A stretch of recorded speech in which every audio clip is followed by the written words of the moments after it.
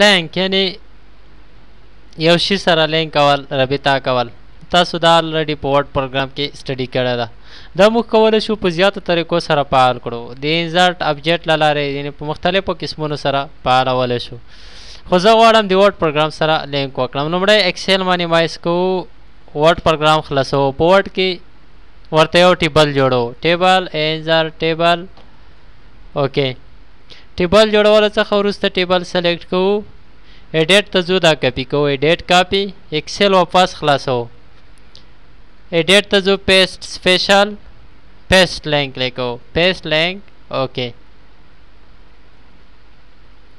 لینک فعالېږي. اوس د لینک په کلیک کولو سره یو جدول خلاصېږي. اپډیټ ویلیو، لومړی د اپډیټ ویلیو، اپډیټ ویلیو سره کولی شو د ورډ په هغه کې ویلیو کې تغیرات راولو. چینج سور سره کولی شو د لینک، لکه پر ایگزامپل موږ ډاکمنټ ورډ ډاکمنټ 8 سره لینک کړی دا په بل شي سره چینج کو. اوپن سور سره کوم شی چې موږ کوم شي سره کوم پروګرام سره موږ لینک کړی وي هغه فورا اوپن کولی شو. بریک لینک، د کوم لینک شوی ده دا واپس ختمیږي. او چیک سټیټس ټول لینک راته ښیي چې څومره لینک وي. اټومیټیک مینوال، ان اټومیټیک کې ټیک مارک موجود و. کله چې موږ په کوم پروګرام سره لینک کړی په هغه کې معلومات لیکو، په ایکسل پروګرام کې اټومیټیک ډول هغه معلومات لیکل کیږي. او که په مینوال کې موجود و، کله چې په هغه پر کوم پروګرام سره موږ لینک کړی په کې معلومات لیکو، ایکسل پروګرام کې معلومات نه لیکل کیږي. پر ایگزامپل اټومیټیک. اوکې، ورډ پروګرام واپس اوپن کوو، دلته ورډ پروګرام ټیبل کې معلومات لیکو. اوس کوم معلومات چې دلته موږ لیکو ټول به ایکسل پروګرام ته ځي، یعنې ایکسل پروګرام ټیبل کې به فورا خپله جوړیږي.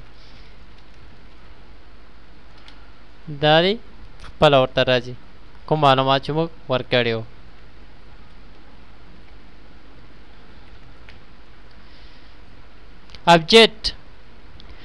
ابجیکټ فعالولو دپاره زیاتې طریقې موجودې، خو غواړو دا هم د لینک په شان فعال کړو. لومړی اکسل باندې مایز ورډ پروګرام اوپن، ورډ کې یو ټیبل جوړو، ټیبل انزرټ ټیبل. اوکې، د ټیبل جوړولو څخه وروسته دا سلیکټ کوو، ایډیټ ته ځو، کاپي، اکسل واپس خلاصوو، پیسټ سپیشل، پیسټ لینک. اوکې، ابجیکټ فعال شو. په ابجیکټ کې اوس درې شیان راځي، ایډیټ، اوپن، کنورټ. ایډیټ اوپن وظیفه یوه ده، لیکن فرق یې دا ده د ایډیټ لارې موږ کولی شو په یو کې تغییر راولو، په بل کې هم راځي. اوپن له لارې صرف خلاصېږي، تغییر نشو پکې راوستی.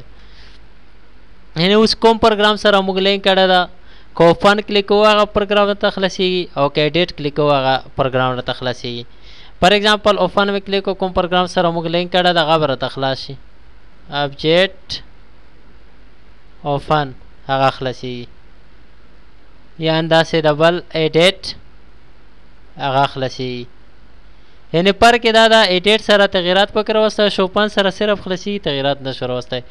او کنورټ لارې شرکټ کې ورته جوړوه شو، کوم پروګرام سره موږ لینک کړی هغه دپاره دې لارې شرکټ کې جوړوه شو. کنورټ به کلیک کوو، ډسپلیز آیکن کې ټیک مارک شو، چینج آیکن انتخابو، یو آیکن انتخابو. اوکې، کله چې دې آیکن باندې کلیک کوو هغه پروګرام به راته خلاصېږي. دلته که تاسو ورډ سره لینک کړی ورډ به خلاصېږي، که ایکسل سره ایکسس به خلاصېږي، او که بل به خلاصېږي.